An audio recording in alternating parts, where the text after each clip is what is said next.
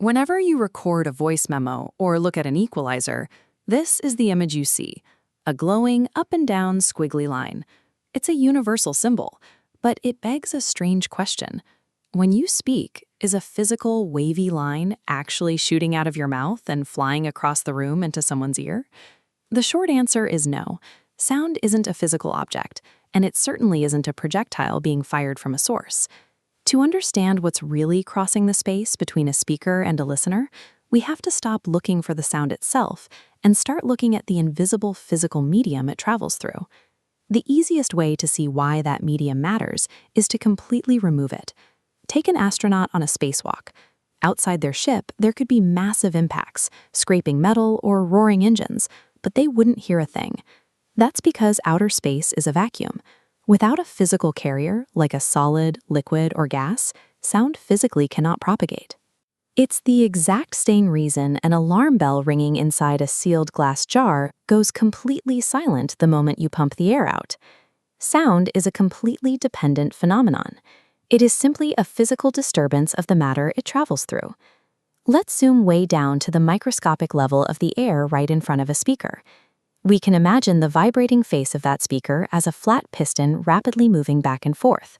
When that piston pushes forward, it acts like a snowplow. It violently shoves the nearby air particles, bunching them tightly together.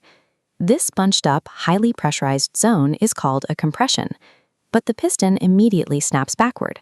As it pulls away, it leaves behind an empty space, causing those same air particles to spread back out and dramatically lower the local air density.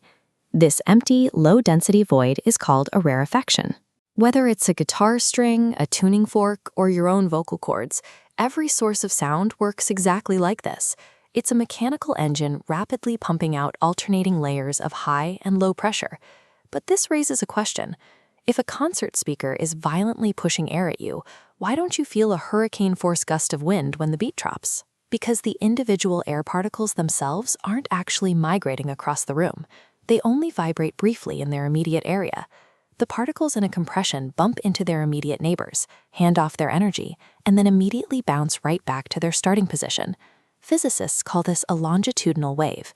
It means the particles of the medium are vibrating back and forth in the exact same direction that the overall disturbance is traveling. So the physical matter stays exactly where it is. What travels across the room is just the kinetic pattern of the collisions. Which brings us right back to that familiar squiggly line graph we started with.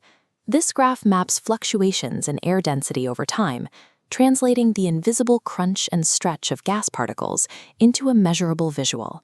The highest points on the line, the crests, represent maximum particle density, our compressions. The lowest dips, the troughs, match the minimum density, our rarefactions.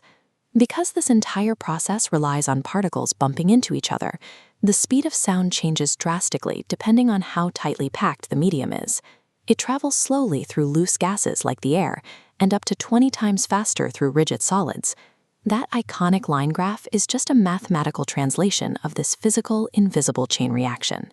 Sound is essentially an invisible, kinetic architecture built out of the physical environment. Every word spoken, every note played, is a continuous, rhythmic reshaping of the world's density. This mechanical chain reaction sends kinetic energy across a room to touch our ears, shifting the texture of the environment without ever permanently displacing a single molecule of air.